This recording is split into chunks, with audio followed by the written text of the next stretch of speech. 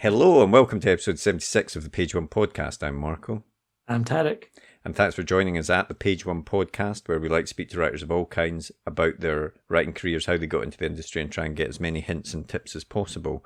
And this is a very special episode of the Page One Podcast because it's not part of our regular scheduled seasons. It's released today because today is the award of the Desmond Elliott Prize. Yeah, the Desmond Elliott Prize is an annual award for the first novel written in English and published in the UK.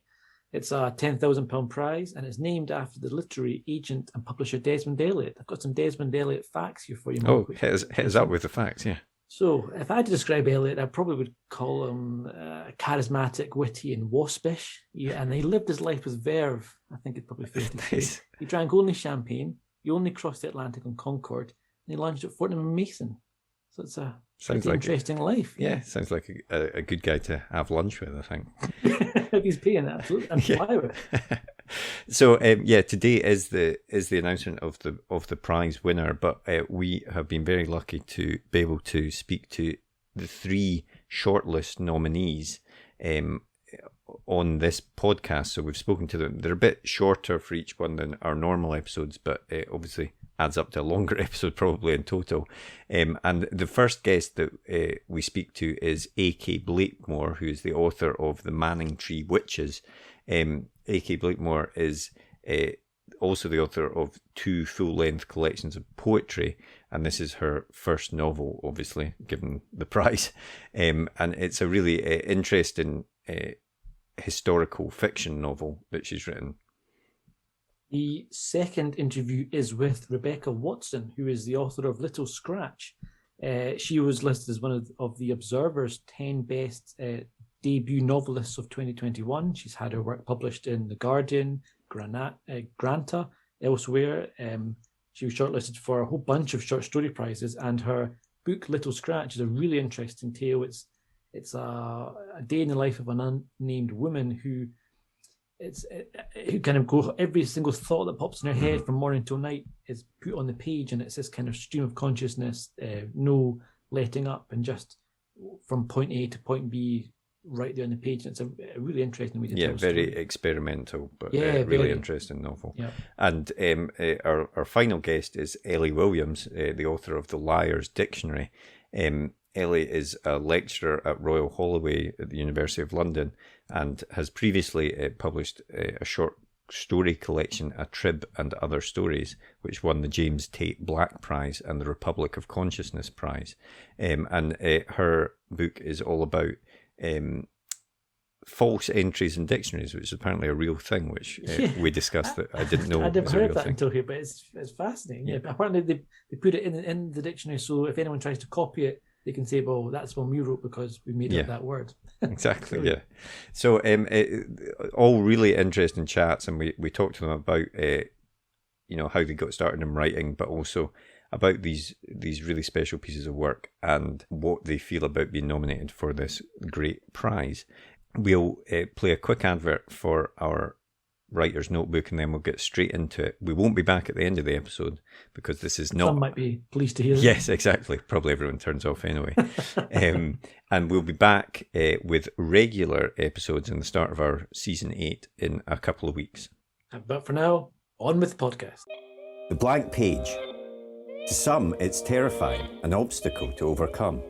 But we prefer to think of it as an opportunity, a blank canvas to be filled with all of the adventures and characters in our head. So how to overcome that fear? Well, we all know the best advice for a writer is write. Seriously, get words on the page and more will follow. But what about later, when you start trying to pull those threads of what you've written together? What about the character you wrote about way back at the start? Who was she again? What was she carrying? And where did she leave the MacGuffin that she now really needs in the third act? Think about all those top thrillers you like to read, or that amazing drama you just watched. What did they all have in common? Structure and planning. As aspiring writers ourselves, we've tried many different methods to try and organise all the thoughts about the stories we want to tell. We've been there searching for a piece of scrap paper to note something down, or making a quick note on our phone in between meetings. Or sometimes we'll make a note in whatever notebook we're carrying, or a document on our laptop so we don't forget that great idea. Let's be honest, it can all be a bit messy and it's easy to lose track of everything. And that's when we realised it's not just the story that needs structure and planning, but the way we gather all of our thoughts about it as well. And so we made Page One. Page One is more than just another notebook. It's a place to put down all your ideas for your latest project, divided into easy-to-use sections that will help you plan your story, so that when that blank page comes calling, you're ready to answer. And then afterwards, once it's written, we realised you need to plan how to let people read it, so we included a section relating to submissions. Each one is designed for one project, whether you want to write a book, screenplay, a comic, or any other kind of story. We truly believe that when you use it, it will help you get to the main event, writing your story. So we hope this helps. We can't wait to read what you come up with. And remember, every story starts with page one.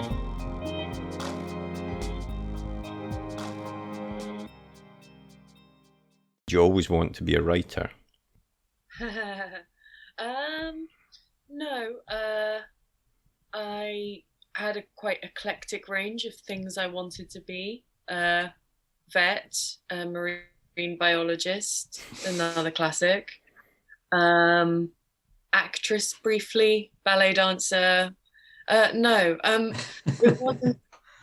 it wasn't kind of a sort of lifelong thing, I guess, but my dad was a bookseller.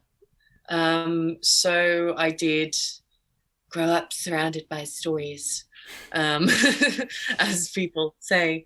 And I felt like kind of writing and books were always very much just a kind of given in my life. Mm-hmm. Like I almost didn't need to say sort of like, oh, I'm interested in reading, I like reading. It was just me and my dad, what we did. Mm-hmm. So I suppose it was kind of a natural transition into writing, I guess, when I got to be a teenager. And it just sort of happened without particularly intending for it to be the thing I did. Yeah. And am I right in saying that you sort of started in the poetry world? Is that where you started your main writing? I mean, how did that come about? Did you send stuff into magazines and stuff like that? Yeah, so I've published 2 full-length collections of poetry and some pamphlets as well. And yeah, pretty much. That started when I was maybe around 15, 16, that sort of teenage girl discovering Sylvia Plath. This was the age of DeviantArt on the internet and posting things online. And I was really, really fortunate to win the 4 Young Poets of the Year competition. And that was, I think, it sounds very trite, but kind of completely life-changing in terms of the people I met, sort of the other finalists and things like that, but also just in terms of a kind of fairly early in my career sort of vote of confidence, or sort of material evidence that someone other than myself was interested in what I was doing, I suppose. So yeah, and then I just sort of carried on. Yeah. And obviously the Manningtree Witches is your first book of fiction, as opposed to the poetry books that you've written. But and I kind of wondered about the crossover there. Did you always want to move into fiction, or was poetry, or is that something which you never really thought about, and poetry was kind of what you focused on completely at first? I had never really kind of intended to write a novel. I didn't have a kind of plan towards that. I in fact didn't really think of myself particularly as a natural prose writer, because plotting and structure and things like that, I think, as with many poets, are not really things we have an affinity with necessarily. I was in sort of a fallow period in terms of my poetry. It had been quite a long time since I'd written anything that I thought was of value, at least. So the Manningtree Witches in some ways was kind of started as an experiment. And I think I found it quite liberatory in that I was sticking so close to a story from history that had a beginning and a middle and an end already. It was more a question of kind of adding meat to a skeleton that was already there. So the things that I had considered in the past would kind of trip me up when trying to write a novel didn't seem so inhibiting. Like, oh God, you need to plan it. Oh God, you need to have a chapter. You know, I'm not the most organized of people in that sense. So, you know, history did my organization for me. So did you spend a lot of time researching the period in the story? Yeah, quite a lot. I mean, so I had kind of a head start in a way that was nice because my dad lives in Manningtree. Right. Okay. So I was familiar with the area. Nice. I could see it in my mind, and that's kind of, I suppose, a fairly essential thing when writing historical fiction. And I studied early modern literature at university, so I kind of had a grounding in the literature of the period, and sort of the basic politics of the Civil War, the vibe of the day. But yeah, I had to do a lot of reading around the Witchfinder General, and sort of the legal ins and outs of how things worked. So yeah, that was almost, I think I probably almost spent more time doing the research than I did at the document in some ways. But yeah.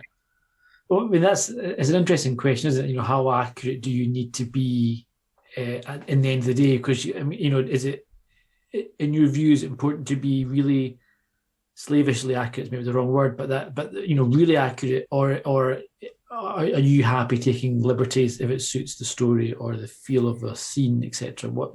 Does art trump fact? What's the most important?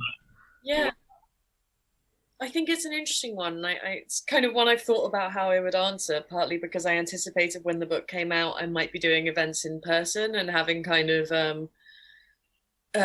military historians coming up with their not a question to ask me why I had the wrong type of shoes or something. Exactly. And which obviously didn't happen in the end, and I'm very grateful. Not grateful I didn't get to do in-person events. That would have been nice, but, you know, grateful I haven't been waylaid. So I thought about this a bit, and I think kind of in some ways the conclusion I came to was that I feel like accuracy and authenticity are different things. When it comes to historical fiction, and what I wanted to aim at in the end was authenticity rather than accuracy. So, you know, I use a lot of modern language. I don't have people using these and thous, but it felt to me at the end of the day more important to build what felt like an authentic portrait of the life of a girl in her late teens in Puritan Essex during the Civil War. And in some ways that aim for the authentic portrait kind of necessitated letting go of accuracy at certain points if you wanted to write a story that felt relatable and powerful to a modern reader. You know, perhaps for a more experienced author of historical fiction, there would be less conflict there, or, you know, perhaps I will find as I write more that conflict diminishes, but that was sort of how I felt about it, that I don't necessarily like historical fiction where there's too much theing and thowing, like it's a bit like LARPing or something. I find it distracting as a modern reader. So yeah, that was sort of my attitude. Yeah, no, we've had a few authors on the podcast who have written historical fiction, and that distinction between accuracy and authenticity is something that they've brought up as well. And I think definitely, personally speaking, you want that authentic feel that takes you into that moment, but it doesn't need to be absolutely 100% historically accurate all the time. I think that seems to pull you into the book more, I think. And you alluded there to the fact that you're not a massive planner. So, I mean, how did you go about writing this novel, having written poetry before? What was your process? Well, if the disadvantage of coming from poetry is the lack of organization, I think an advantage is that you tend to look at things and sort of construct scenes in a way that is quite cinematic almost. Mm-hmm. Or I felt I did. So while I didn't do the kind of Hilary Mantel thing of having like a little folder for every character and sort of setting things out like a TV detective from the 70s, I did have quite vividly in my mind a lot of scenes that I knew I wanted to write. Almost playing like little 5-minute sort of mini movies mm-hmm. in my head where I could see the movements and I could see the characters and the lighting and kind of all of that. So I suppose that's a sort of an internalized planning in some ways. And I also transferred my preference for just having massive documents full of notes from absolutely everywhere, lines and kind of scraps that I would find all over the place that I wanted to incorporate, and ended up being quite disorganized and distracting in and of itself. But just in terms of kind of having a bank of stuff, I always find quite helpful when I feel like I've hit a wall. Mm-hmm. So I guess that was kind of as far as my planning went in some ways. And once you kind of had your draft and you had it over to with the editor and you had notes back for further redrafts of the book, is it a similar process you found when you were editing it as you would edit the poetry? Is the editing process similar or is it completely different? In some ways completely different, because I mean my editorial experience with poetry, very often your editor is only the second person after you who is seeing everything all together in the world. Mm-hmm. And I found that sort of the primary function of a poetry editor, particularly the kind of poetry I write, which is rote, which is quite sort of fragmentary and strange, and I guess you could call it like postmodern or whatever, is saying, they highlight a section, they say, what exactly were you trying to say here? And you say, oh, I was trying to say this, and they say, that makes no sense to anyone other than you. and that's kind of mainly, in my experience, what a poetry editor does, or what my poetry editors have done. Whereas obviously in a novel, hopefully it's not getting to the stage of editorial still with bits in it that make sense to no one other than so yeah, quite a different process in a sense. And I mean that also because the stakes are higher. Like my poetry books did fine for what they were, but ultimately not that many people are going to read them, and I think that's sort of something you go in knowing. I'm not complaining by any means, but it allows you have a bit more room for self-indulgence, I guess, from an editorial perspective. But yeah, maybe not if you're with like Faber or something, but in my experience, which I like to indulge myself. and was it ever, having written poetry, obviously writing collections of poetry and stuff, but to write a novel and the length of it, and nearly every author we've spoken to says, you get to that bit in the middle of the book and suddenly you start doubting it all and have to fight through it and all that sort of stuff. I mean, did you experience all of that? Was it difficult? Did you ever think, God, why did I start writing this book? Yeah, 100%. And not even at the middle, like various points throughout the beginning. It's like an almost maybe monthly experience. I think so. I work as well, and in some ways I think that kind of helped me not to get in over my head. Like, as much as part of me would like to be able to work all day every day, I had a few hours in the morning and a few hours in the evening. Mm-hmm. So there was a time that came around where I had to put it down rather than force myself to keep writing. And I think sometimes those feelings come on when you're forcing yourself, when sort of the material is gone for the day or the week. And obviously everything at that point that you're producing is going to be a bit crap and feel a bit crap. So I think it was an advantage to have some distractions, some inbuilt distractions that are needful to my continued survival.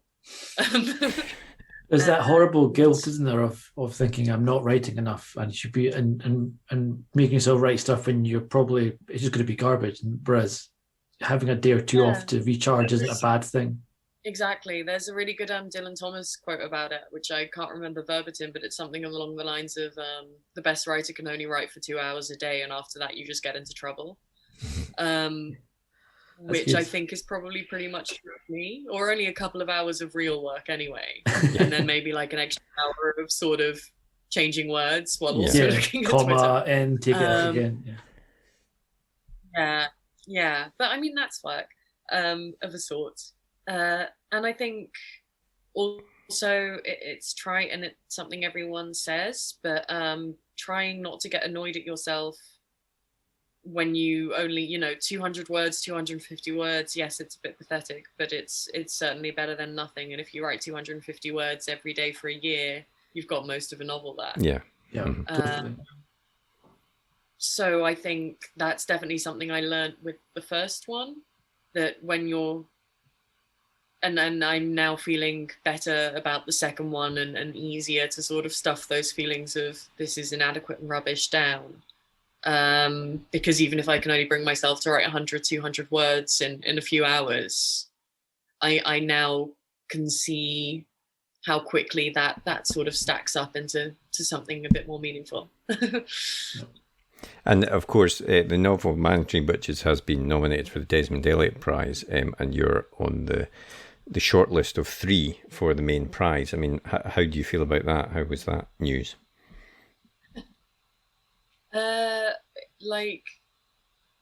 Totally unexpected, which I know everyone says, but really totally unexpected. And with such incredible books as well. Really just kind of dizzying. And again, that sort of that vote of confidence that what you're doing has value to someone else, I think is sort of the most valuable part of the prize institutions in terms of writers' sort of psyches.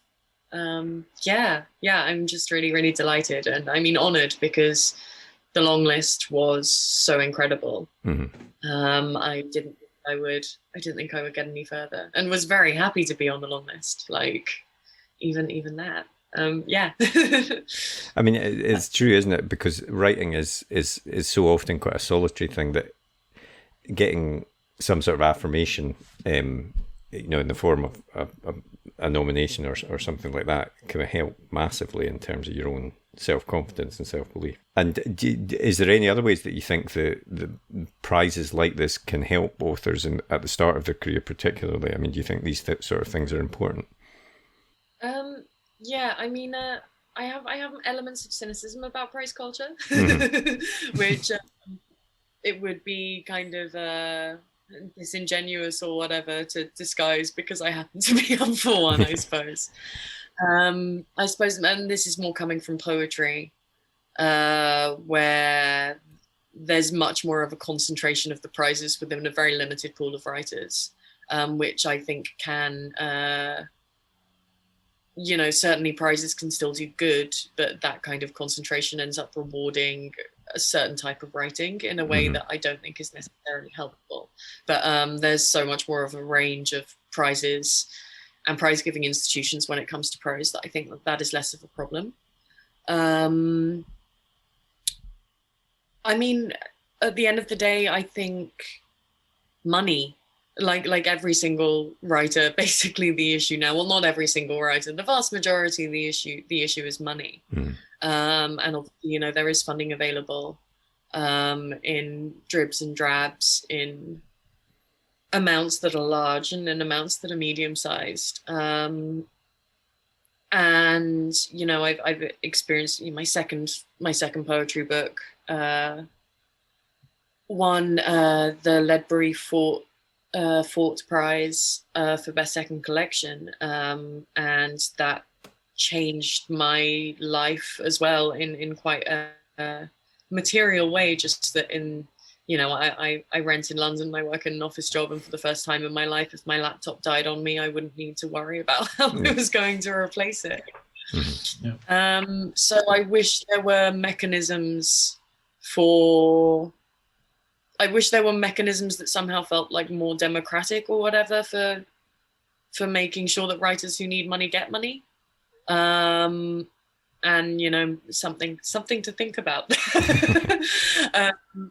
But institutions like the National Centre for Writing, in terms of the support they offer to writers, the Society of Authors, the Arts Council England, are kind of invaluable in that sense. I think it's easy to forget that for every young author who is putting together their debut, they need somewhere to live, they need something to write it on, and it's harder and harder to get those things, and also be able to write, I suppose. Yeah, no, definitely. And I'd read on your Twitter feed recently that you said that you were going to continue to write poetry, but you didn't want to publish it anymore. And I wonder if you wanted to chat a bit about why that was, and why you wanted to move into books full time.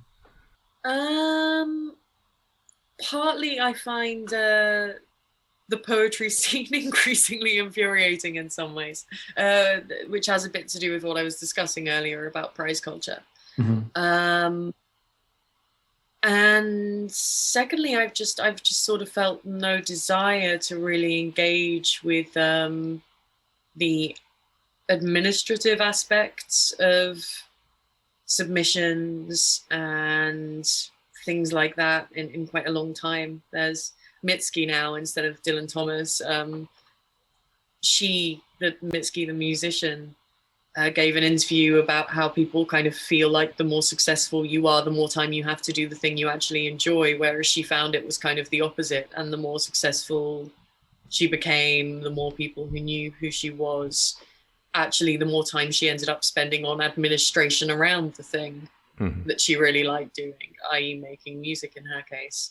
And I guess it's sort of a similar thing in that kind of, in some ways, the more success you have, the more stuff it breeds for you to do that isn't actually writing, in a way that I think can be quite frustrating, particularly because writing poetry is now, perhaps it's kind of not my bread and butter anymore. It's something that I've been enjoying doing here and there.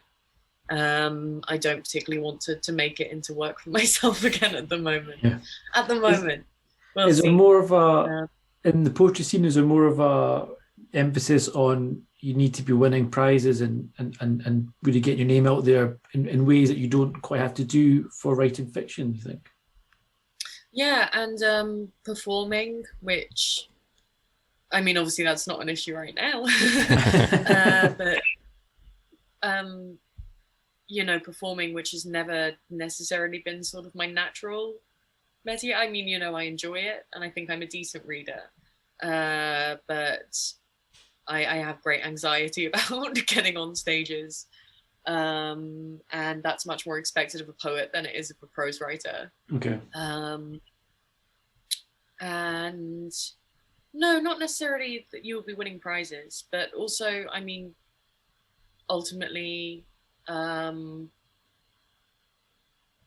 there's hardly any money in it, apart from, again, maybe a few writers who are with the publishers at the very top.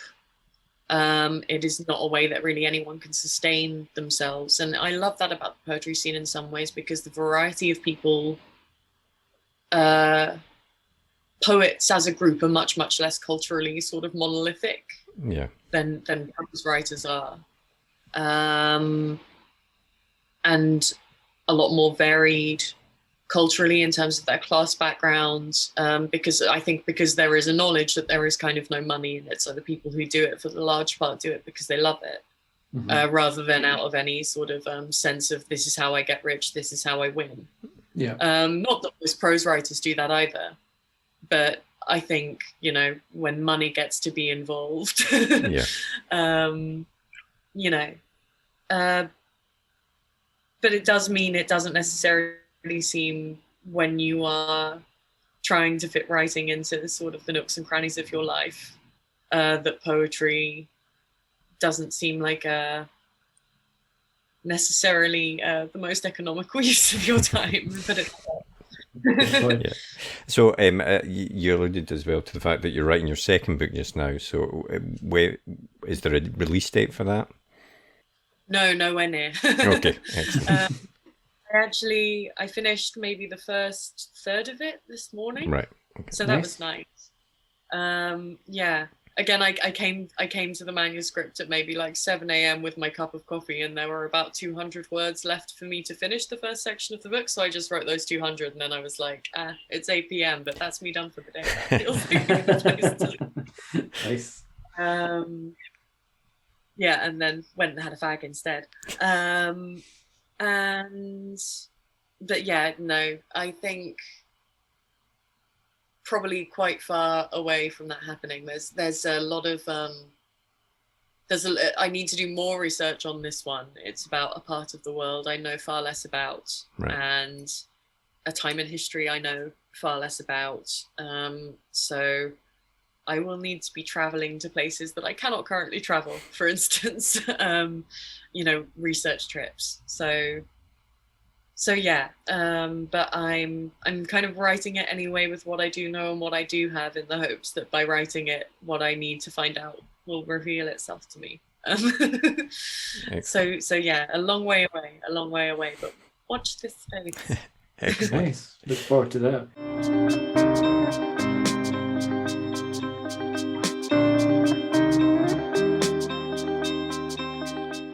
What was the last book that you read? Oh, I'm reading now Till by Daniel Kellman, which is historical fiction set during the 100 Years' War. It's translated from the German, and it's sort of based on German folk legends about a sort of jester called Till Eulenspiegel. And it's really dark and meaty and kind of stinky historical fiction, which is what I like, and really brutal. And it was one that I was in Piccadilly Waterstones the other day, and I'd kind of forgotten that I'd seen when it was out in hardback and really wanted. So then I saw it in paperback and I was like, yes, this is for me now. So yeah, that's what I'm reading at the moment and really enjoying it. Excellent. Nice. And what about the last film that you watched? It's probably something really embarrassing. Can I remember? Let's see. The last film that I watched. What was the last film that I watched? We were going to see A Quiet Place at the cinema, but then we didn't. So it's not A Quiet Place. I actually can't remember. I'm rewatching Mad Men. Well, nice. Nice. That's fine. That's fine. Yeah, that's a good one. Yeah. That's a fantastic show. Yeah, and the very, very last thing we always do is a quick fire either or, and I always say there's no right answer apart from one. So we'll just jump right in there with the first one and say TV or cinema. Cinema.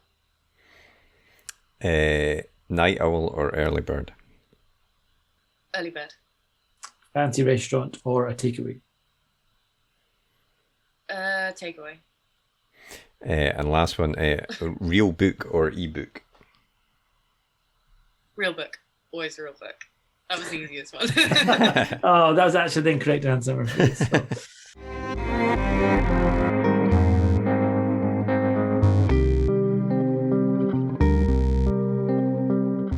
Did you always want to be a writer?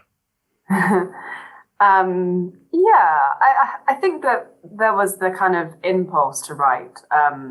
I don't think I ever thought I was going to be a writer. I thought it was something I would kind of do quietly and privately. And I think only over the last 5 years did I realise that actually, yeah, this could be a thing I could do seriously. And did you started out in journalism? Is that right? Did you take the route through that? Yeah. So I actually did.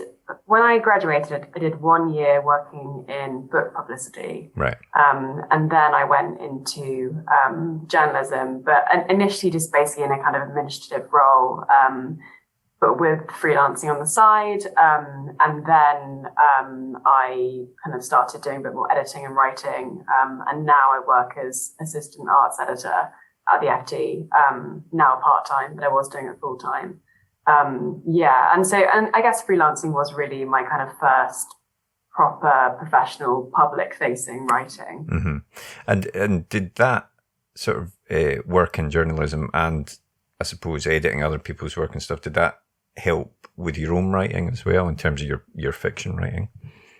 I think so in a way. I think in a way it was kind of more of a permission giving. I think I'd mistakenly thought that what I wanted to be was a journalist, which, I mean, I am a journalist, so it's obviously it wasn't a mistake. But I think that I kind of saw that as a cover for where my interest in writing was.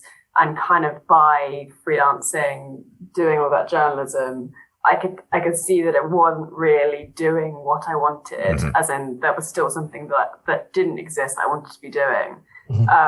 But at the same time, it was a kind of practicing ground. I was also doing a lot of book reviewing early on. And so obviously that is really kind of recognizing, you know, taking apart a book and, you know, challenging yourself to be very concise and how to use words. So I think that definitely was like very good practice, but at the same time, they're kind of madly different spaces, I think, for writing generally. And once you kind of realised, right, you know, I want to work in this book, this is what I want to start doing now. Because I think I'd read, am I right, saying you started working on it in your lunch hour, you know, so you had this kind of thing, like, okay, I'm going to get this book done. And what was the point, you know, did you have contacts in the world for finding agents, or did you have to go from scratch and just saying stuff out to everybody? What was the process there? I started writing in lunch breaks, and actually I'd written something before Little Scratch, and then decided it was kind of a bit unclear as to what it was genre-wise or whatever, and it wasn't quite right, and so as a kind of distraction, I decided to write a short story for the White Review Short Story Prize because the deadline was kind of a couple of months away. And I felt like their criteria was quite similar to the kind of writing that I wanted to do and was doing. So I wrote a short story for that prize in my lunch break. In lunch breaks, plural. Yeah. And that was the kind of first thing I wrote of Little Scratch. And quite quickly after I'd submitted the prize, it was clear to me that was not a short story, that was a book. So I just kind of made time and kept kind of expanding it from either side because it was a lunch break of the book. But I actually got an agent before I finished the book. I didn't have any contacts or anything at that point. I knew no one at all in publishing. But the prize, I did get shortlisted for it. And so suddenly I had, for the first time, fiction out there. And my current agent read it. And I sent it around to some agents and was kind of, I guess, just trying to form some relationships in some way and, you know, just say who I was. And she was really interested in it. And I told her that it was, you know, I basically pretended that it was more of a book than it was at that stage. And she was like, well, I'd be interested in reading it when you're finished. And she kind of just took me on from then and just waited for it. And so then I just spent, this was kind of at the beginning of 2018. And I spent the rest of that year writing it, you know, before and after work and lunch breaks, the weekend. And I finished it at the end of 2018 and sent it to her. So it was a very fortunate process in that before I'd even finished the book, I knew that someone professionally was waiting for it. Yeah. And how do you know, we've had this chat with other folk in the podcast before about knowing when a book's finished, for instance, but in your case, it was almost going from, you've had the short story and you're like, there's more here than just a short story. This is a novel length tale I want to tell. How do you know that? What is it that tells you there's more here I want to explore? Yeah, well, so because the because the short story was so it's first, immersive first person, and that voice was kind of a very loud first person voice, and I guess initially it was just because it kept coming back to me, and I very much didn't feel finished. I think it was a very like intuitive thing where I was still very interested in that character and kept, I don't know, sort of lines would come to me, and I was just like, there's obviously something here. And initially it was, I didn't know it was going to be a book. I just knew it was going to be something more. And so I was kind of I didn't want to make it too intense. I was just like, look, I sort of said to myself, look, just see what happens. And so, by doing that in kind of stages of just pushing on the boundaries of the story, so writing a bit before, a bit after, and seeing how that felt.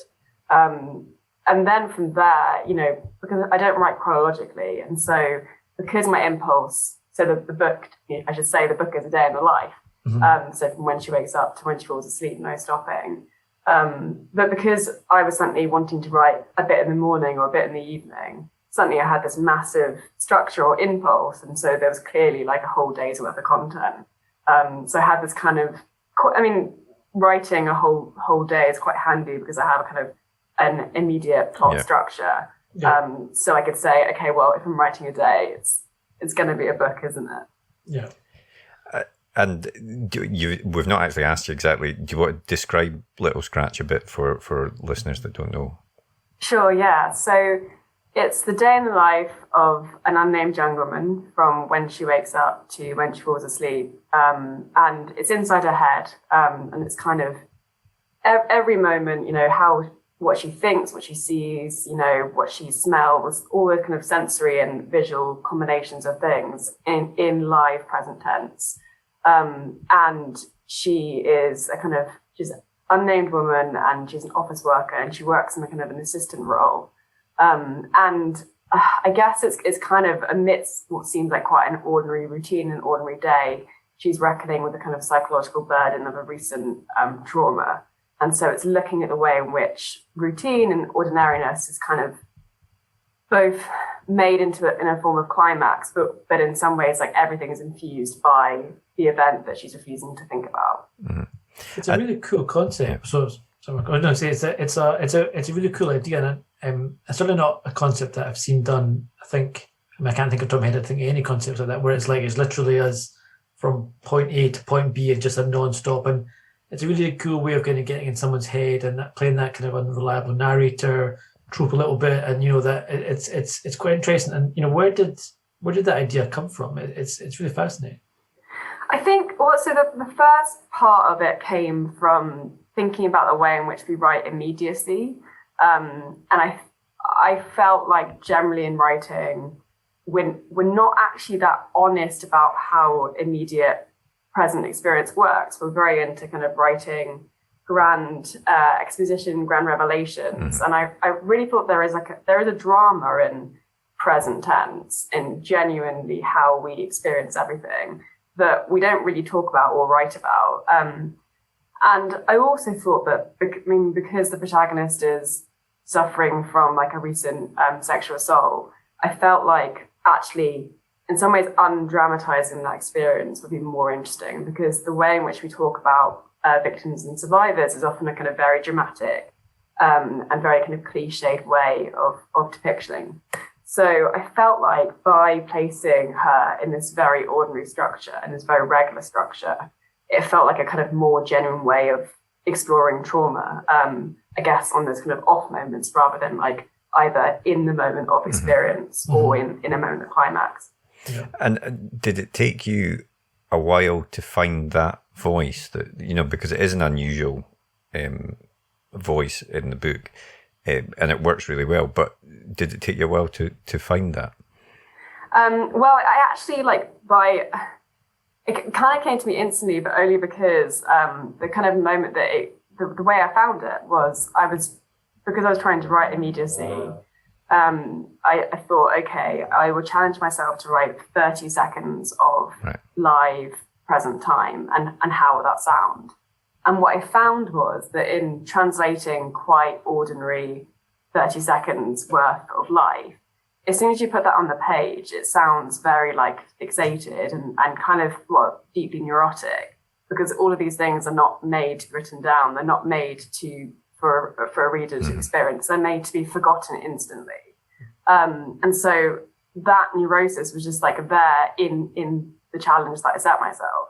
And so it was kind of an accidental but very, very lucky fortune where I suddenly had this voice and this character from what was actually just a writing exercise. It doesn't sound like, especially for Little Scratch, that you sat down and sort of planned what you want to write. I mean, are you generally someone that just starts a story or starts a piece of work and sees where it takes you, or do you have some sort of structure in your mind? Yeah, I'm not much of a planner, definitely. I'm not, or at least on this project I wasn't, but I think because I had that very innate structure, because I knew I was writing a day in the life, I knew that she was going to work, I knew that she'd meet her boyfriend in the evening. That was as much as I needed to work out or know. And I actually felt like plotting it out would kind of take away the adventure of the writing because it was such a contained time structure, and I had the story I wanted to relate in a kind of backwards way. And because I also wanted to resist linearity and resist the kind of A to B story, I wanted the story to reveal itself in the most like natural and honest way that kind of stuff would appear in a real life day. And so because of all of that, I basically was able to not plot and not plan and kind of write into it. And I think that the whole process of writing to scratch was very instinctive. There was a real speed to it. I think that's why there's quite a clear kind of music or rhythm to the book, is because it was a kind of mostly written by hand, very like quick, intense process. The book I'm writing now has had far much more planning, far more struggle, redrafting, everything. But I think there was just something about that contained structure that just gave me a freedom. And you said you didn't write that book chronologically. Do you do that with all your work? Do you sort of just write the scenes that you think of, or was it specific to Little Scratch?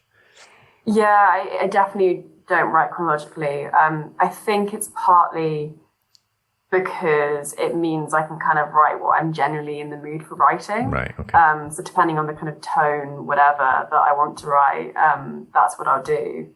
And I think there's just something almost claustrophobic to me about the idea of saying, okay, here's the beginning of the book, and now I'll keep going till the end. It feels to me like it kind of counters the idea of like creativity and freedom. Yeah, it's weird. It's something which I've struggled with.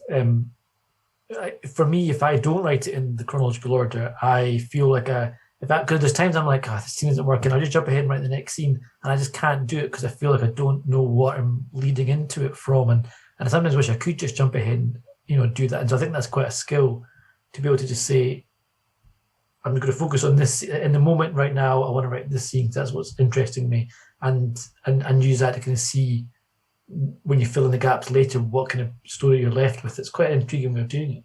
You could say it's a skill, or you could say it's I'm incredibly lazy and be bothered to do what I want to do. Let's just say it's a skill.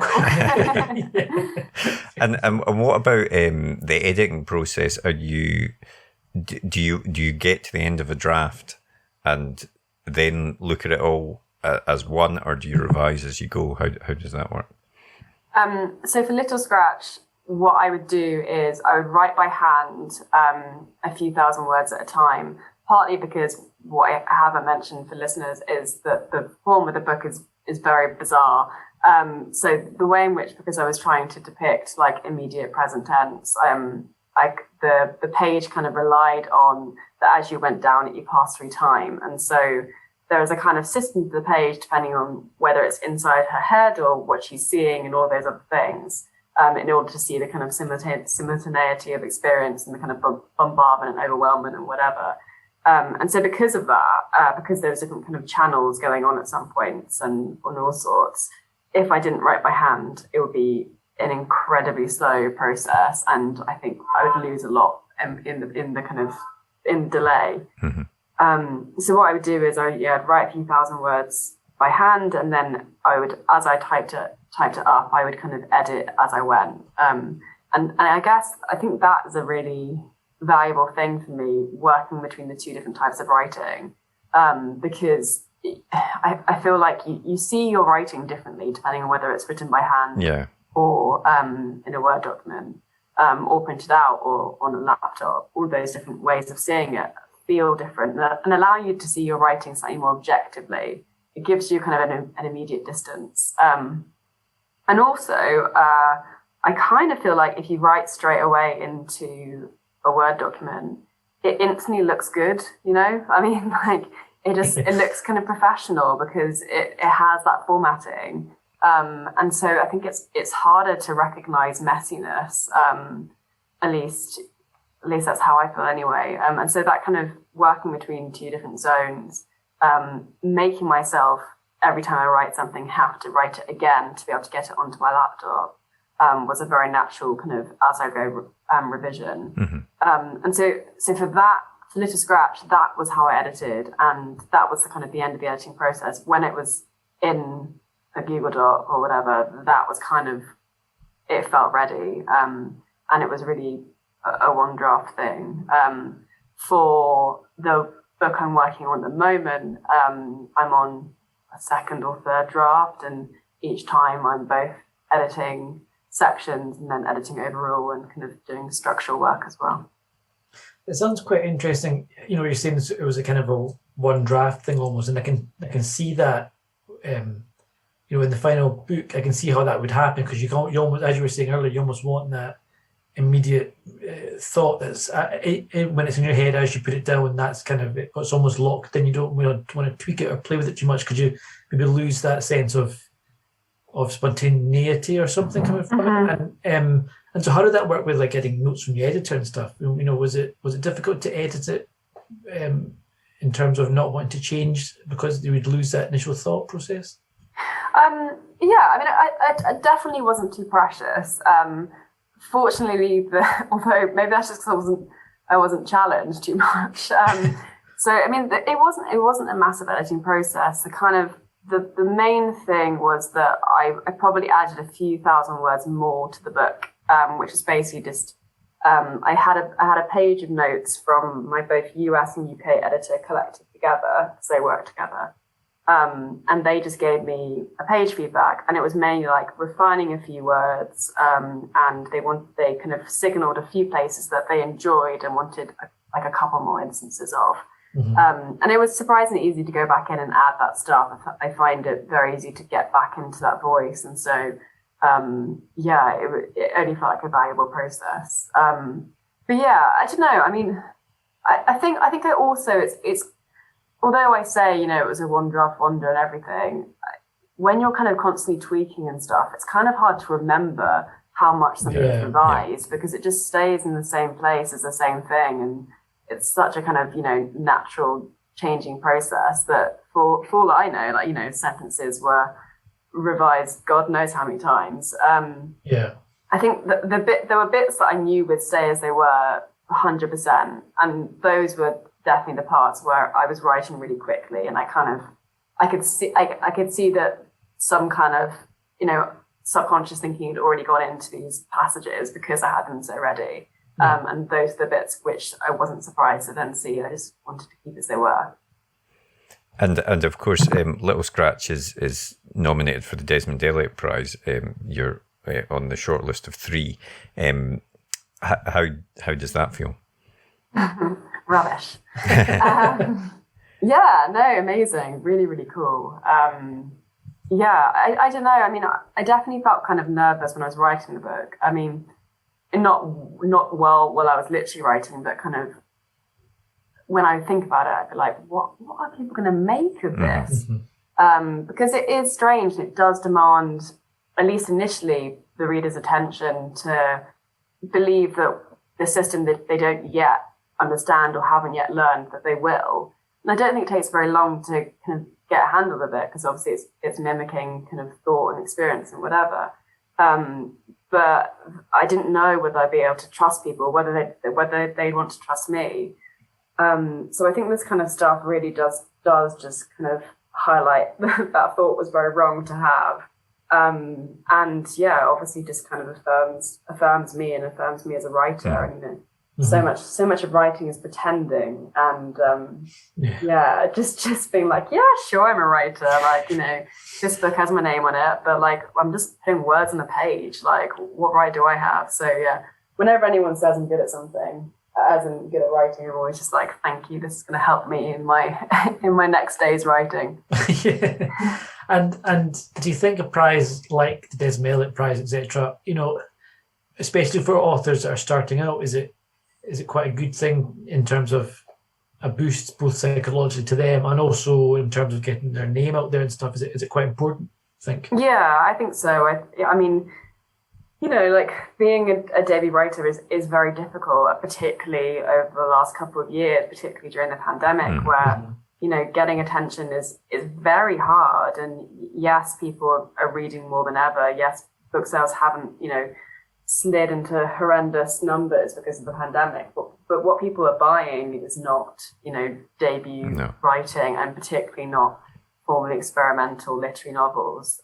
So any kind of attention like this is just humongous, and, you know, your career, your whole career, your decades of writing can really be made difficult to continue through the kind of early support. And of course, I mean, I suppose in your case as well, the short story prize, the White Review Prize, helped you, you know, snag that agent or at least get an introduction into that agent in the first place as well. Definitely, yeah. I mean, I really think that shortlisting kind of like, changed my writing life. And I kind of knew that. I knew that before I'd even been shortlisted. Like, I kind of set a weird, you know, the way that you sometimes have something which you become almost like fixated on, and you just kind of think, if this happens, then this will be it, or this will do something. And I remember when I submitted it, I was just like, in my head, I was like, okay, if this gets shortlisted, then I'm allowed to write, then I can call myself a writer. And it's just a completely pointless way of measuring worth. It's not at all advisable. Fortunately, in that situation, it did work out, but it could very easily have not worked out. But yeah, that shortlisting was massive for me. And looking forward, you said you're working on a second novel at the moment. I mean, is that the same? Is it another experimental type novel? Yes, it's not quite as experimental, or at least not quite as obviously experimental. It looks weird, not as weird, I guess. But yeah, I find it quite hard to describe the form of the second book at the moment. Although, yeah, I guess it's kind of half lines and fragments. It's if you want a kind of just a loose description of it, it's kind of set over 5 days. And so it's, you know, structurally more ambitious, and it's the protagonist kind of looking back at her life because of a death that the book begins with, which kind of undoes her. And so it's essentially a kind of 5-day unraveling. And is that due out next year, or is there not a date for it yet? There's not a date yet. I have no idea when I'm going to finish it, or when I'll be happy with it, or anything. So I'm just going to keep writing until I know. Great. Awesome. And is the dream to be able to give up the day job and just work full time then as a writer, or because I think I read something that you're kind of part time now, and is that quite nice having that consistency of the paycheck coming in, or would you like to jettison that completely and just go full time writer? Well, my employer might not be mad if I say that I want to leave on the podcast. Yeah, that's fair. Yeah. Take this as your resignation. No, but to be fair, I actually am very happy with the balance I've got at the moment. So I work at the FT for 3 days, and I have 2 days at the end of the week where I write. And I edit at the FT, and I feel like that is a very useful thing to do. I think it's very good for my writing brain as well, but it also uses a part of my brain that I don't use when I'm writing. I'm 26. I'm not sure I really want to be writing full time yet. I think that there is a kind of, I'm not trying to kind of ring the cashless bell here. That's not what I mean. But like, I think the role of editor and like being with, some amazing colleagues and all these things. I think that there is a kind of use to that, and like I think I gained something from that beyond a paycheck, although the paycheck is also very helpful. The FOMO of all the nights out you'd be missing if you left. Yeah, exactly.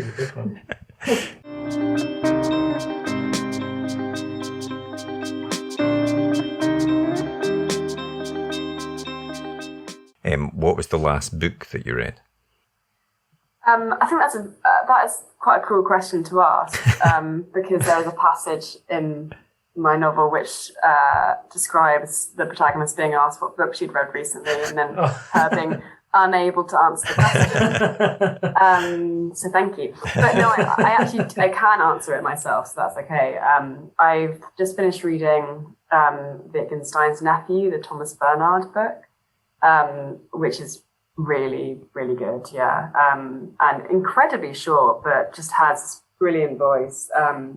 And yeah, there's this great kind of stream where he'll kind of take a word or an idea and then he'll use it in 3 sentences in slightly different ways in order to kind of build an idea or build to the next point. And he's very good at kind of the value of repetition, I guess. But yeah, he's a brilliant writer. Excellent. Nice. And what about the last film that you watched? Oh God, what was the last film I watched? Well, as I can't think of the last film I watched now. Actually, when you put the spot. Yeah, exactly. It's very mean. I don't know. I've just been watching loads of Seinfeld recently. Nice. I'm kind of, I don't know, kind of comfort watching. Also, the football's on, so I don't really watch anything apart from Seinfeld and the football. I hope that's not a particularly disappointing answer. So the next question is, what was the last show you watched? So we'll just say Seinfeld. But there we go. Yeah. And the very last thing we always do is a super quick fire either or, and I always say there's no right answers apart from one. So we'll just jump in with TV or cinema. Cinema. Night owl or early bird? Night owl. Fancy restaurant or a takeaway? Takeaway. And real book or ebook? Real book. Oh, that was the question which actually mattered, and I'm afraid you got it wrong, Rebecca. Fortunate.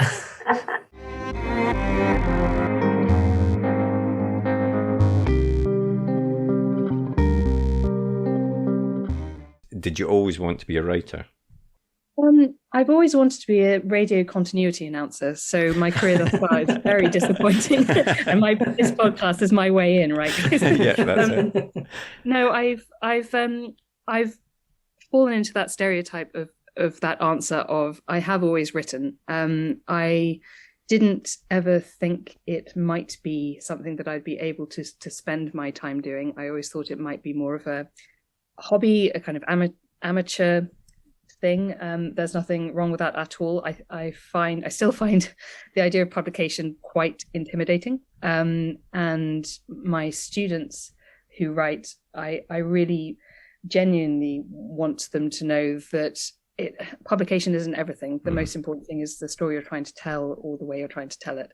And you will find your readers, whether it is through kind of chatting about your story that you want to write, or whether it's having a review of it in the New York Times or whatever. So I always knew that I would be writing. I didn't always ever think that I would necessarily be a writer. That was a long answer.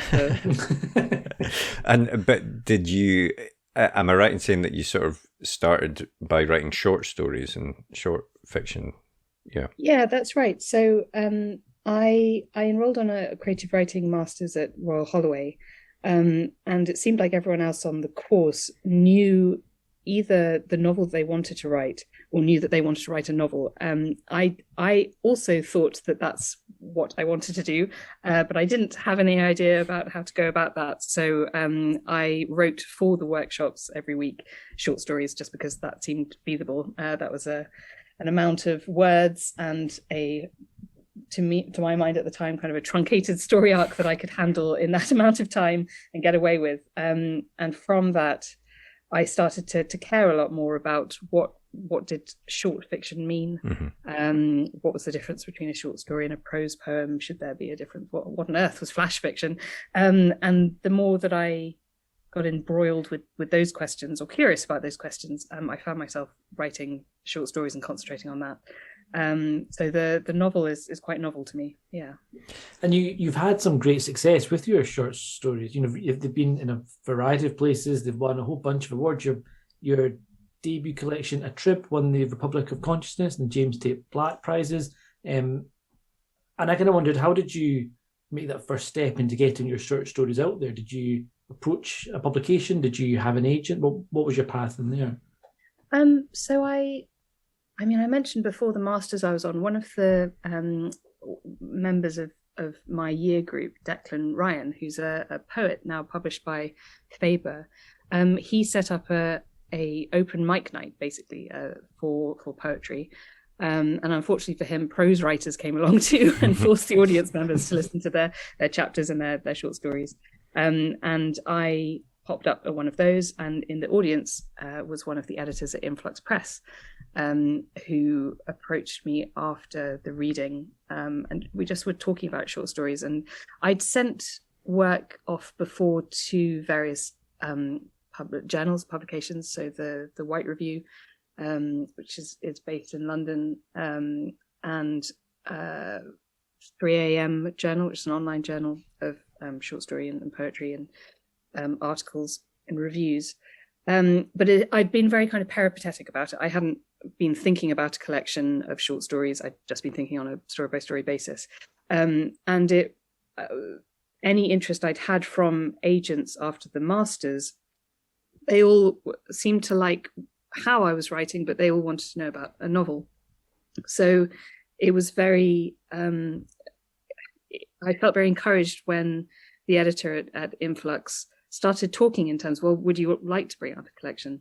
So it was really from there that the idea of coming out with a manuscript of short stories had its ignition. And I'm very thankful to Influx Press and the encouragement that they gave to me in my writing. And I'm really glad to have been part of how their small press has just grown and grown and grown. You know, they published Boy Parts last year, which I know many of my students now are writing essays about. So it's wonderful to be part of that ecosystem. And I was very lucky to find Influx Press and them to find me.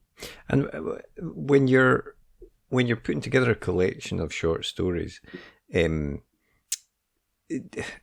know, how do you decide what sits in that collection? Or, you know, it's not presumably just gathering up the last 5 short stories you've written and saying, right, that's a collection, and putting it forward. What's the process there? Yeah, I mean, as a kind of spoiler warning for anyone that might want to read the collection, a lot of the stories are very similar, and it tends to be a narrator kind of being gobsmacked by something very quietly and then just reeling a little. And once you see them one after the other collected together, to my editing eye, it just seemed as if it really was kind of one note just being struck and over again. So having to collect the stories together and see them as one unit, or shape it as if it could be understood in that way, it was a case of trying to see whether in terms of length it would be worth kind of modulating, have lots of little staccato short ones and then one longer one, or would it make sense to have all the ones in the first person maybe grouped at the beginning and then have one in the third person, just so that the reader as a browsing animal might enjoy a kind of complexity within the collection, rather than just feel like they're having the same story in different circumstances. And that meant that in terms of when the manuscript came out, I knew that the title I wanted for the whole collection was Atrib and Other Stories. And Kit, my editor at Influx, pointed out very kindly that we didn't actually have a short story called Atrib. So that was one of the last ones that was written kind of on spec in order to provide a reason for that title. But it ended up being one of my favorite stories, I think because of that, because it had maybe a bit more chutzpah behind it, or adrenalized fear of the deadline, energizing some of it. So I was able with that story in particular to think about the collection in terms of motifs, in terms of, well, what would be before it and what would be after it. But I didn't find it a natural part of my writing to think in terms of, well, what would be the best order. It was a case of lassoing what was already out there, and then selecting an order that would make sense. And is your, I mean, we'll talk about your novel shortly, but is your approach to writing short stories the same as writing a piece of longer fiction? Are you someone that will plan something out, or do you like to sort of take an idea and then just see where it takes you? I think with the short stories, it's the latter. So I think with all of them, really, I started off with either an image or a tension that I knew I'd want to feature in the story, and a context for that image or for that tension would emerge quite quickly around that central point. While with the novel, I knew that I wanted to write about a topic, and that maybe is similar, but I wasn't sure in the planning stages for the novel how I was going to treat that topic. It seemed like I had far more options. Maybe that's just because a longer word count, but also more pitfalls and directions that I might go in that would end up just not being useful, or I'd have to write myself out of a problem rather than write towards something. So I did need to plan a lot more for the novel, just because I felt like it's because I couldn't get away with something like a sharp shock or a glimpse that ambiguity can make. This with a short story, the ambiguity can feel kind of elevating or can feel exciting, while a kind of onslaught of ambiguity in a novel, it kind of feels like something too loose, perhaps. So yeah, I think in terms of my training with writing, that was something I had to learn quite quickly, that I couldn't just sit down, or I found that I couldn't sit down and just rattle off a chapter and know where the characters would have to end up, or know the kind of tonal variation that would be necessary. And I'm very jealous of those writers that can. So I guess this is more of an admission than it is necessarily a discipline comment. But yeah, I think that is a difference for me. Well, let's have a chat about your book, and also tell us what it's about, and also tell us why you made that jump into the novel world from the short story, which was also quite interesting here. Yeah, so the novel, it's called The Liar's Dictionary, and it is basically about fictitious entries in dictionaries, that high-octane world of lexicography, the intrigue that dogs those that read dictionaries. And really the idea for it came from reading a New Yorker article about these real fictitious entries that exist in real dictionaries and encyclopedias. And the idea of, at that time, to my mind, a lexicographer was someone who cared a lot about the truth and about definition, and was probably quite dry and methodical and committed to this idea of establishing what language is and not what it could be, or missteps, or really I didn't think of it as a creative act. And the idea of someone making up fake words to insert into the text of a dictionary seemed to me like something far more mischievous and surreptitious and creative in a tricksy way. So I just had this topic just rattling around in my head for a while. Part of my PhD was about fictitious entries in dictionaries, and in fact, a draft of the novel comprised a practice-based research component of that PhD. So I got quite entrenched in this as a topic. And I felt that actually the fact of a dictionary as something monolithic and too big and a too ambitious compendium of language that is impossible, that I wanted to see whether the ambition of a novel might actually be more suitable for that topic than a short story. I think there's an amazing short story called The Labour of Moles by, I've forgotten who it's by. I think it's by Ivan Vlad. I'll look it up. I'm sorry. We'll look it up and we'll see it in the podcast. So this automated voice will be like, yeah, exactly. And it's all about. I really recommend you read it, but it's all about how a word in the dictionary becomes this thrilling murder mystery, and it's done so cleverly and so poetically. And I know that I wouldn't get across the idea of how the power of a dictionary and the kind of absurd position that a dictionary takes in terms of dynamics of power and who gets to say what, and how do we arrange languages in terms of critical registers and vocabulary that is slang versus vocabulary that is esteemed or kind of proper English. If I attempted to get all that across in a short story, I think I'd maybe be selling it a bit short. Again, another writer will be able to do it brilliantly. But I felt that if I was going to write a novel, this had enough themes in it and enough characters were occurring to me that corresponded with those themes, that I thought that maybe something a little bit longer would fit the bill. I mean, it's a fast, before I read about the Lives Dictionary, I hadn't even been aware that there were these fictitious entries in dictionaries. Yeah, same here. It's quite it's one of these little kernels of truth that lots of people won't know about, and is really interesting to explore. And the novel has dual timelines as well. Was that difficult to sort of make it all fit together in the way that you wanted?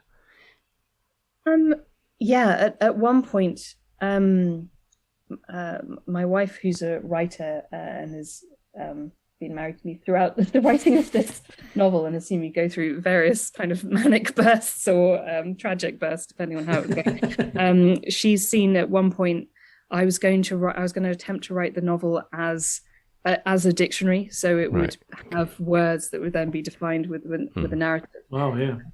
And it would have been a brilliant idea. I was not up to the task. So that's a hard task to picture. Right. There's this picture of me just surrounded by all these literally cut and pasted head words with definitions, just going, I'm very glad I didn't pursue it necessarily in that way. But in terms of establishing the dual timeline, it felt like alternating the chapters according to still having the constraints of the alphabet with the 26 chapters, but alternating between Winsworth in the 19th century as the focus of the story and Mallory as the contemporary story.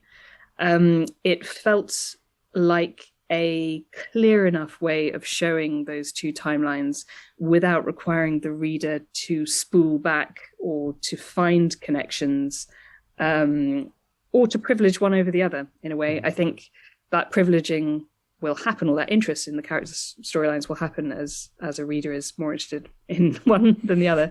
But I kind of wanted to have that regularity of patterning for the two sections. So it ended up being quite simple to structure it that way.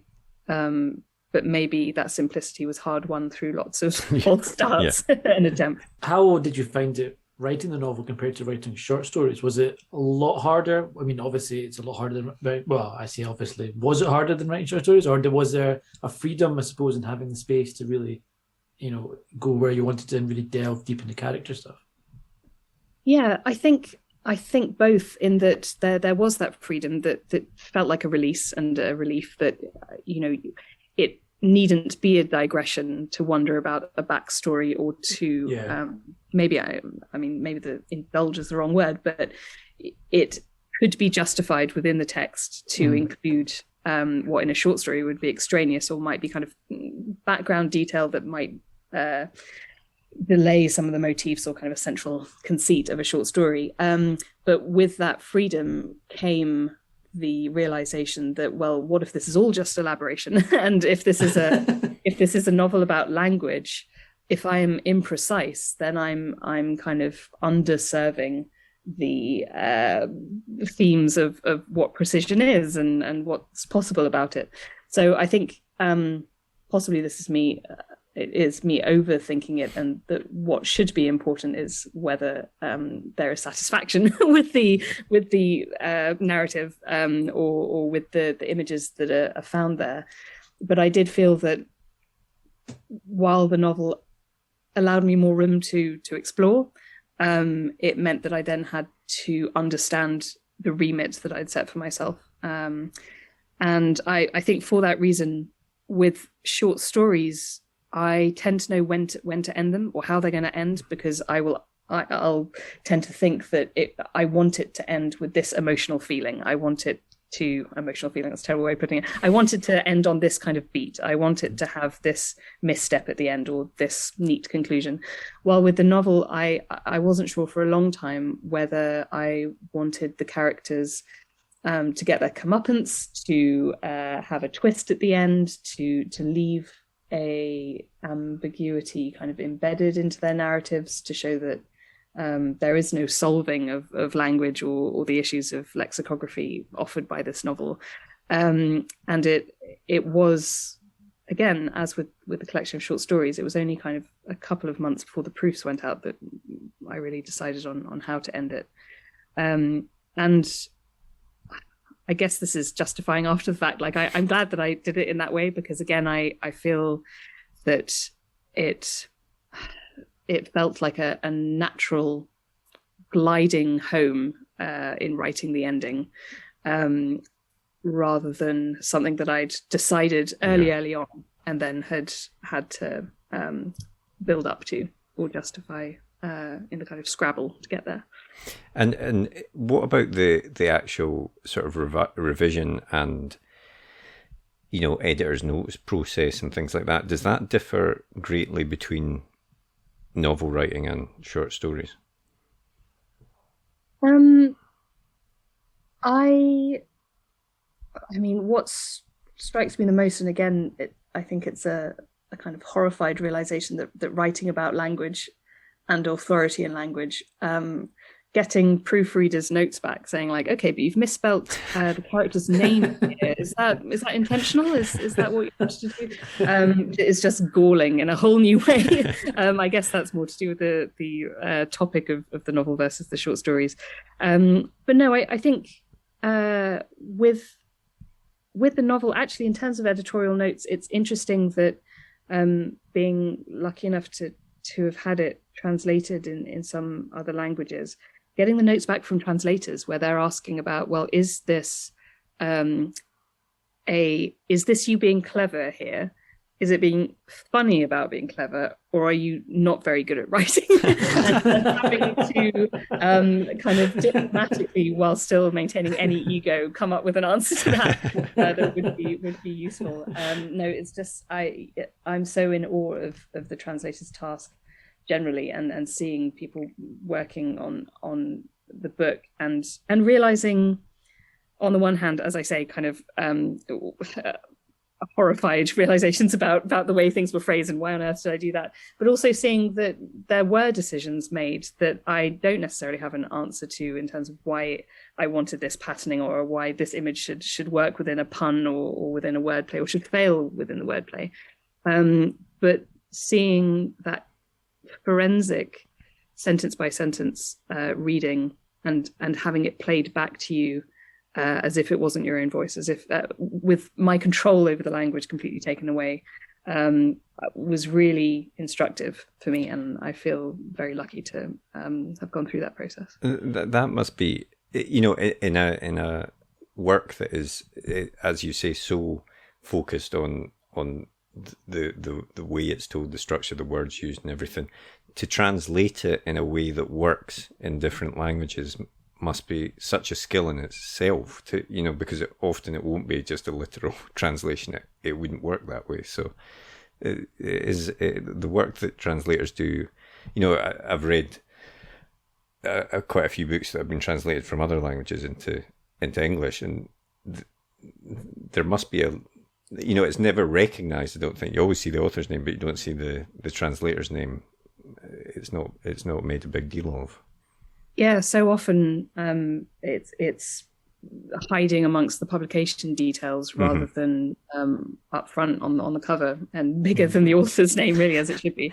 And I know that some translators and various organizations have had campaigns to, you know, name the translator.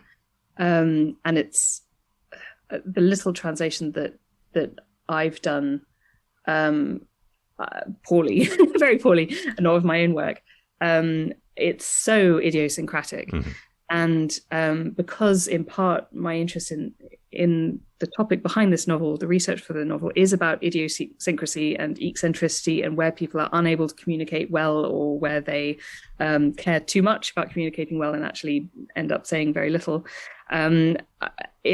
It just, I'm so beholden to the translator. And I mean, beholden to the idea of the trust that's there, but also that I have to trust that it is up to them what it comes out as. I don't want to be the person saying, no, that pun won't work in Spanish, or like, no, I need you to translate it directly from English, because I've done the authorial work, and I need to step back at that point and let language flourish or combust after the fact. But no, it was a really, really great process. And the books went on to be very well received. It's won the Betty Trask Award already, and obviously it's now nominated for the Desmond Elliott Prize. It's on the shortlist. I mean, how do you feel about that? I mean, that must be a real satisfaction and a real sign that you've written a really good book. I mean, I take it very seriously because, you know, I really admire AK Blakemore and Rebecca Watson's work, and I've been a big fan of AK Blakemore's poetry for a while, which, you know, that sounds like the kind of it's an honor to be thought of, but it is. It's an honor to be here, right? And it's a privilege to be read, and especially something like the Betty Trask Award, which is through the Society of Authors, which is the closest thing that writers have to a union in the United Kingdom, and the Desmond Elliott Prize, which is through the National Centre for Writing. Those are organisations that I really care about. So I'm just thrilled to be considered, and especially with a shortlist of that calibre, it's great. Great. And what are you working on just now? What's next in the pipeline? Well, I mean, you've had an insight into how I leave things to the last minute. There's some radio short stories, a cycle of short stories for BBC Radio 4, all about chess, that should be broadcast in October. And if the producer is listening, those are hot on my keyboard as we speak. But that's currently what's taking up space on my desktop. Yeah. Excellent. Nice.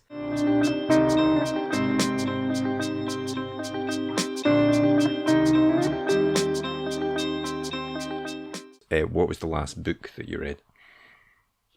Oh, well, the last book that I read was Stefan Zweig's Chess, because I'm researching a short, I guess, novella. It's extraordinary. I really recommend it. Excellent. Nice. And what about the last film that you watched? Oh, what was it? It was not good. It was, to my shame, I should have come up with a better answer for this. It was, I think it's called The Seventh Day, and it's about a contemporary exorcist. All right. That rings a bell. I mean, this is not a recommendation, but if you're looking to have something moving in the corner of your screen, then it does that. That's my recommendation. What about the last TV show that you watched or are watching? I'm watching Your Honor at the moment. Oh yeah. Which something dreadful's just happened to the dog character in that, so that's looking forward to seeing how that's resolved later. So that's on the current series. Yeah, that's on my list to watch, on my ever-growing list of things to get onto. So is that one you would recommend watching as opposed to The Seventh Day? Yeah, I think it vacillates for me from being really excellent about character to being quite melodramatic and working with archetypes. So kind of subtlety and then ham, one after the other, which and it's I don't know anything about New Orleans criminal justice system, so I'm pretending it's a documentary. And the very, very last thing we do is a super quick fire either or, and I always say there's no right answers apart from one. So the first one is TV or cinema? Cinema. Night owl or early bird? Night owl. Fancy restaurant or a takeaway? Takeaway. Real book or ebook? Real book. That was the incorrect answer there. Tarek's the big ebook advocate on the podcast. I'm really falling behind the numbers this season. yeah. Not very good for me. Well, I hope you enjoyed that episode. If you did, please leave a comment down below, hit that thumbs up button, and be sure to hit that subscribe button as well so you never miss an episode like these ones below. And if you want to get in touch, you can always drop us a tweet in the Twitter machine, which is at UK Page 1, as evidenced here, and our other social media channels are available. Otherwise, we hope to see you next episode. See you later.